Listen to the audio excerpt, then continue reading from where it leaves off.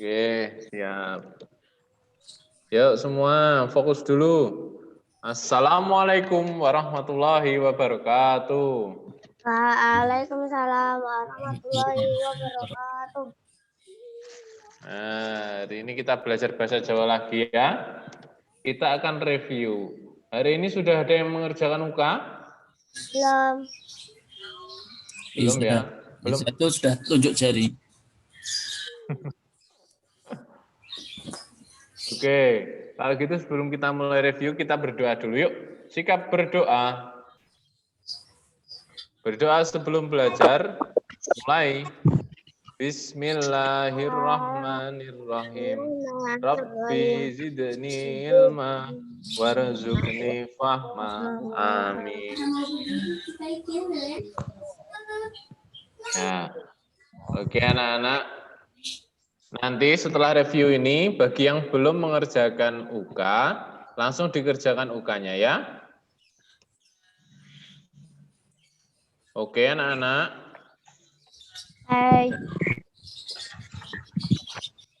Nah, kemarin sudah Bapak share ringkasan. Hari ini kita hanya belajar singkat aja. Ringkasan P-ulang 3, tradisi. Yuk. Yang pertama, Tedak Siti. Nah, kemarin kita mempelajari 2 tradisi ya, ada Tedak Siti sama yang satu sedekah laut. Nah, ini Tedak teman. Nih, upacara Tedak Siti yaitu upacara kanggo bocah kang umure 7 sasi sing wis wayahe ditetah. Ya, ingat ya. Jadi upacara Tedak Siti ini dilakukan kepada anak yang berusia 7 bulan. Nah, pada umumnya usia 7 bulan itu anak kecil sudah waktunya ditetah atau sudah waktunya belajar berjalan. Sebelum belajar berjalan pertama kali, sebelum anak bayi itu menginjakkan kaki ke tanah, zaman dulu itu masih ada tradisi Tedak Siti. Sebelum menginjak tanah, mereka harus diupacarai Tedak Siti dulu. Nah, ini selanjutnya amarga wis ditetah iku, makanya sadurunge ngidak lemah diupacarani nganggo Tedak Siti. Jadi prosesi Tedak Siti ini merupakan upacara bagi bayi yang usia 7 bulan sebelum menginjak tanah. Tonan. Oke, ada yang baru bergabung? Aku. Oke. Yuk. Bapak ulangi sebentar ya. Tedak Siti merupakan upacara untuk anak usia 7 bulan. Nah, di usia 7 bulan ini biasanya bayi itu sudah waktunya belajar berjalan. Karena itu sebelum menginjak tanah pertama kali, biasanya di budaya Jawa diupacarai Tedak Siti. Sebagai bentuk rasa syukur kepada Allah karena sang anak sudah mau belajar berjalan. Nah, ini ada urutan Tedak Siti. Urutan Tedak Siti. Yang pertama, sesuai buku ya, nyirami. Nyirami atau memandikan. Nah, sebagai langkah awal untuk melakukan upacara Tedak Siti, bayinya ini dimandikan. Biasanya dimandikan orang tua, kalau orang tua masih belum berani, biasanya dimandikan sama mbahnya. Nah, penjelasannya, bocah didusi nganggo banyu kembang. Banjur disalini klambi anyar. Jadi anak kecil yang akan melakukan Tedak Siti ini dimandikan menggunakan air bunga supaya wangi. Lalu setelah selesai dimandikan, kemudian dipakaikan baju yang baru, dipakaikan pakaian yang baru. Tapi biasanya sebelum pakai pakaian yang baru itu kalau anak bayi kan pakai minyak telon biar hangat badannya. Kemudian tahap yang kedua ada midak jadah atau menginjak jadah. Seperti yang Bapak jelaskan di pekan-pekan sebelumnya ya. Jadah ini merupakan makanan ya, sudah tahu semua. Nah, tahap kedua midak jadah, bocah kang wis didandani, anak yang sudah didandani, yang sudah dipakaikan pakaian yang baru, biasanya juga menggunakan bedak di wajahnya sama pakai minyak di badannya. Banjur ditetah ing jadah pitung warna. Lalu ditetah atau diajari berjalan di atas jadah 7 warna. Nah, jadahnya ini biasanya ada yang coklat, ada yang pink, ada yang hijau, dan lain-lain ya. Tergantung budaya masing-masing daerahnya.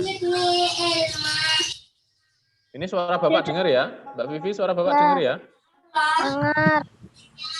Lanjut.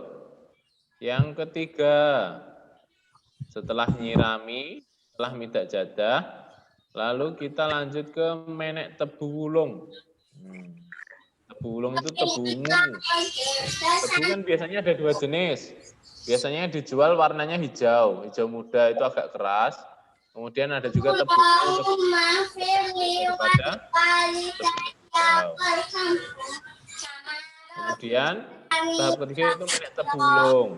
Sawise midak jadah, setelah prosesi menginjak jadah, usai diajari menek tebu wulung. Anaknya diajari memanjat tebu wulung. Jadi dipegangi sambil seakan-akan si bayi memanjat tebu wulung sendiri. Kemudian setelah prosesi setelah memanjat, lalu orang tua biasanya mendudukkan anak tersebut di atas di pucuknya tebu yang sudah diberdirikan tadi. Kanthi ancas dengan tujuan besok bisa jadi pemimpin. Dengan tujuan maksudnya bayi tadi memanjat tebu kemudian didudukkan di atas, tujuannya agar besok bisa menjadi pemimpin. Tujuannya seperti itu ya. Tentunya harapan orang tua menjadi anaknya bisa menjadi pemimpin. Kemudian yang keempat yaitu dikurung. Nah, dikurung ini yang pertama, bocahnya bubar menek tebu wulung, anaknya setelah memanjat tebu wulung, dilungguhake ing lampit, didudukkan di tikar, lan dikurungi kurungan jago, dan dikurungi kurungan jago. Jadi setelah menek tebu ini, kemudian didudukkan di atas tebu, lalu anak kecil itu ditaruh di bawah, diletakkan di tanah yang di atas tikar. Kemudian setelah si anak sudah duduk di tikar, kita ambil kurungan jago. Ing jero, jadi di dalam kurungan jago dicepai uborampe, disiapkan peralatan koyoto seperti beras kuning, duit, dungkat, koco, pari, potelos, dan lain-lain. Jadi di dalam kurungan jago tadi disiapkan peralatannya seperti beras kuning, duit ini uang, dungkat, sisir, kaca, padi, potelot ini pensil, lan sapi turute dan lain-lainnya, supaya bocah mau milih siji. Jadi di antara banyaknya barang yang disiapkan, nanti si bayi diajak untuk memilih salah satu dari peralatan yang sudah disiapkan. Nah, tujuannya ini, barang sing dipilih bakal dadi gambarane apa kang dumadi ing wektu diwasa. Jadi barang yang sudah dipilih tadi akan menggambarkan apa cita-citanya saat dewasa. Tapi ini hanya kepercayaan loh ya, enggak pasti. Apa terus kalau ambil pari lalu pesannya jadi petani belum tentu. Tapi ini hanya prosesi. Kemudian kita lanjut ke yang nomor 5. Setelah dikurung tadi, setelah milih salah satu barang yang ada di dalam tampah yang disediakan di dalam kurungan, kita masuk ke udik-udik. Jadi di tahap udik-udik ini nyebar beras kuning lan duit sing ana tampah minangka tondo amal lan sedekah. Tempatku udah coba nyebar duit ya Pak. Iya, jadi menyebar uangnya biasanya uang receh disebar di sekitarnya, kemudian juga beras kuning dan uang ini disebar yang ada di dalam tampah yang disediakan di dalam kurungan jago tadi. Itu bukti atau tanda amal dan sedekah. Kemudian di tahap yang keenam yaitu ubur rampe atau perlengkapan atau peralatan.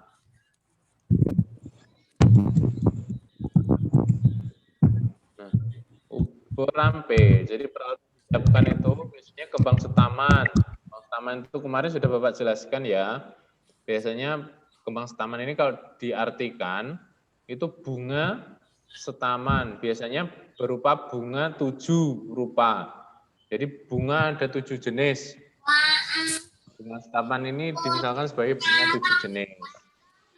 Jadi yang disiapkan itu kembang setaman atau bunga 7 jenis dan sapu gerang, sapu besar dan piranti sangune wong urip dan berbagai keperluan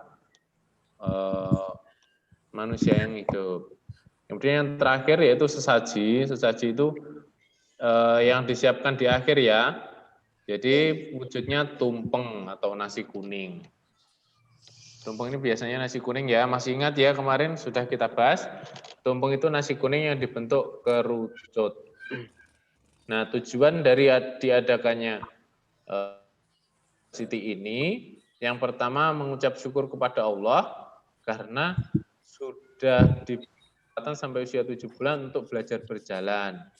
Kemudian yang kedua yaitu untuk mengenalkan sang anak kepada lingkungan yang ada di sekitarnya. Jadi ada tadi disiapkan ada kurungan jago, ada beras, ada padi, ada pensil dan sebagainya. Itu tadi keperluannya adalah untuk mengenalkan sang anak kepada lingkungan di sekitarnya.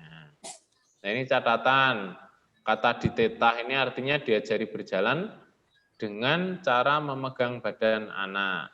Ya, yang punya adik kecil ya biasanya ada tahap ditetah yaitu mengajari si adik itu berjalan dengan kalian pegang badannya. Nah, seperti itu ya. Ada yang tanya? Ada yang ditanyakan mengenai Tedak Siti? Enggak? Cukup untuk Tedak Siti? Nanti setelah ini langsung dikerjakan UK-nya ya. Oke, lanjut.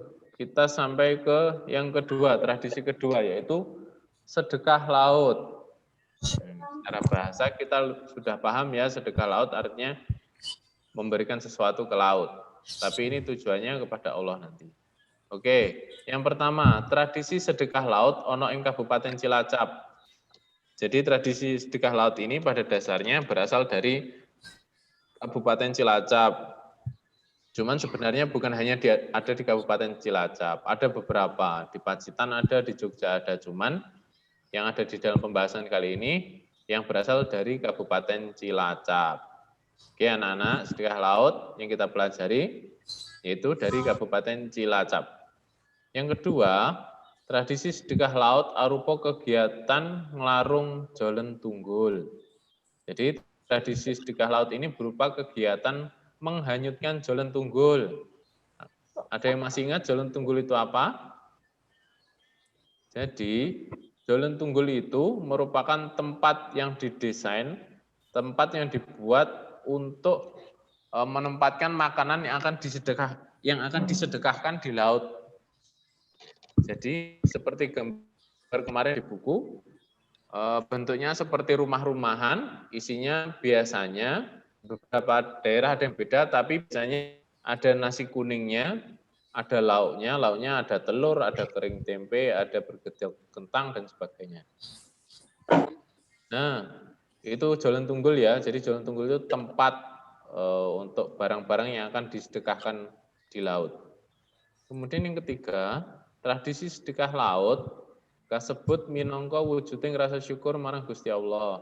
Jadi sedekah laut ini pada intinya tujuannya adalah bentuk rasa syukur masyarakat Cilacap kepada Allah karena sudah diberikan rezeki, utamanya melalui rezeki laut, karena ikannya banyak ya biasanya ya.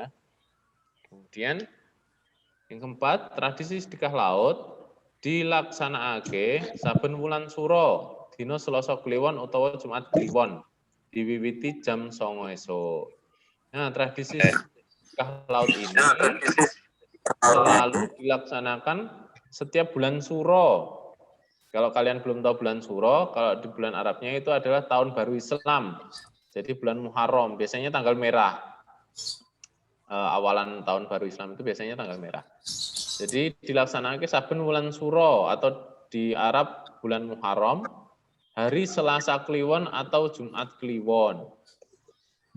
Jadi di bulan Suro itu dilaksanakan pada hari bisa di Selasa Kliwon atau di Jumat Kliwon. Diwiwiti jam 09.00 esuk. Dimulai jam 9 pagi. Nah, selanjutnya urutan tradisi sedekah laut.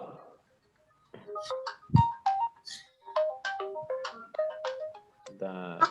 Aku Bun. Oke. Urutan tradisi sedekah laut. Yang pertama, iring-iringan jalan tunggul tekan Teluk Penyu disambut tari gambyong. Cacai penari 45. Jadi iring-iringan jalan tunggul, rombongan jalan tunggul ini diarak dari tengah kota, biasanya dari kabupaten, sampai ke Teluk Penyu.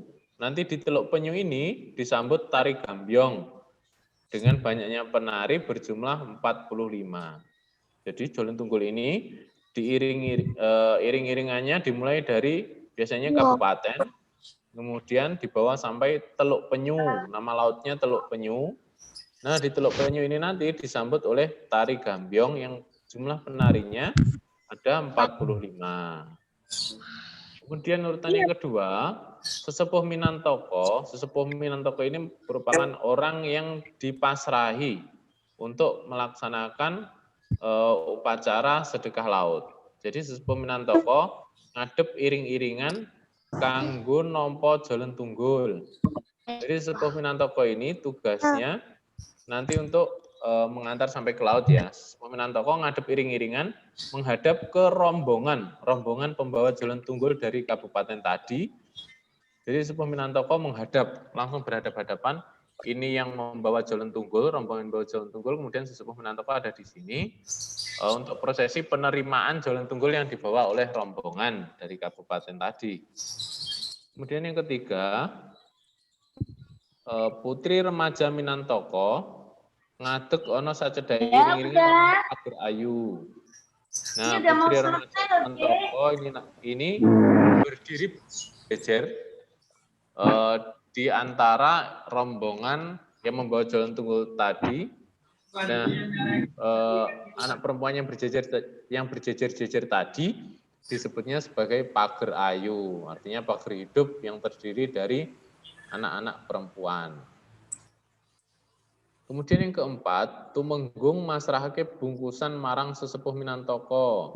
Jadi yang menyerahkan jalan tunggul dan berbagai bungkusan kepada sesepuh Minantoko ini tumenggungnya ya, jadi pimpinannya, pimpinan daerahnya. Jadi tumenggung memasrahkan bungkusan. Jadi bungkusan ini bukan hanya jalan tunggul, tapi ada beberapa yang mengikuti jalan tunggul itu tadi kepada sesepuh Minantoko.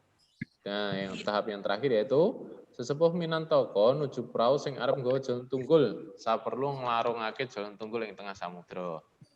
Jadi sesepuh Minantoko ini ikut naik ke perahu yang membawa jalan tunggul bersama dengan barang-barang yang lain. Nah, karena yang nanti akan menghanyutkan jalan tunggul ini ke tengah samudra adalah sesepuh Minantoko. Biasanya nanti di tengah laut, setelah sampai di tengah laut perahunya, jalan tunggul yang akan dihanyutkan tadi akan didoakan oleh sesepuh Minantoko. Doanya biasanya berupa bentuk rasa syukur kepada Allah. Jadi berharap dengan adanya sedekah laut ini, semoga Allah akan selalu memberikan rezeki melimpah, baik yang dari lautan maupun dari pertanian dan sebagainya kepada seluruh masyarakat Cilacap. Oke anak-anak, jadi dua tradisi yang kita pelajari ini yaitu sedekah laut dan juga tedak siti merupakan tradisi yang intinya merupakan bentuk rasa syukur seorang manusia kepada Allah karena telah diberi rezeki. Kalau tedak siti tadi rezeki karena sang anak sudah waktunya belajar berjalan. Kemudian yang kedua sedekah laut merupakan bentuk rasa syukur atas rezeki yang diberikan kepada Allah yang berupa ikan-ikan di laut maupun berbagai hasil pertanian yang ada di Kabupaten Cilacap. Begitu anak-anak. Nah ini ada catatan ya, yang belum tahu Jalan Tunggul, merupakan tempat barang-barang yang akan dihanyutkan dalam upacara sedekah laut. Biasanya berisi makanan seperti nasi, lauk, dan sayur. Nasinya ini biasanya berupa nasi kuning ya, nasi tumpeng, dibentuk besar banget, jadi tumpengnya itu besar sekali. Jalan Tunggul itu juga sangat besar, makanya nasi tumpengnya juga besar. Nantinya akan dihanyutkan oleh sesepuh Minantoko di tengah samudra. Oke, anak-anak sampai sini ada yang ditanyakan? Tidak. Enggak? Sudah.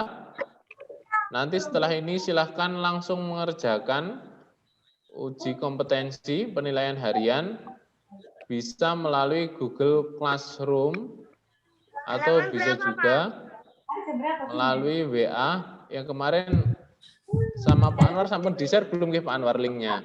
Sudah. Oh, oke. Bisa langsung melalui link yang sudah di-share oleh Pak Anwar. Sebelum Bapak tutup, ada yang mencoret-coret siapa? Tidak tahu saya. Dani? Enggak? Enggak kelihatan Bapak tulisannya, Pak. Ya. Dan Oke. Oke, Pak Anwar, insya Allah review cuma sampai sini mawon. Mungkin ada tambahan dari Pak Anwar. Enggak, nanti saja tambahannya. Ditutup. Gimpun kalau itu untuk bahasa Jawa saya tutup nggih Pak Anwar. Baik anak-anak, terima kasih atas perhatiannya. Sebelum mengerjakan bisa dibaca lagi ringkasannya. Nanti setelah itu silakan kerjakan penilaian hariannya. Bisa melalui link yang sudah di-share Pak Anwar, atau bisa juga membuka dulu melalui Google Classroom. Oke anak-anak, Bapak tutup dulu ya untuk bahasa Jawa. Sebelum itu kita berdoa dulu. Berdoa setelah belajar. Subhanakallahumma wa bihamdika asyhadu an la ilaha illa anta astaghfiruka wa atubu ilaik. Walhamdulillah. Bahasa Jawa Bapak tutup. Setelah ini silahkan mengikuti arahan dari Pak Anwar. Billahi taufiq wal hidayah. Wassalamualaikum warahmatullahi wabarakatuh. Waalaikumsalam warahmatullahi wabarakatuh.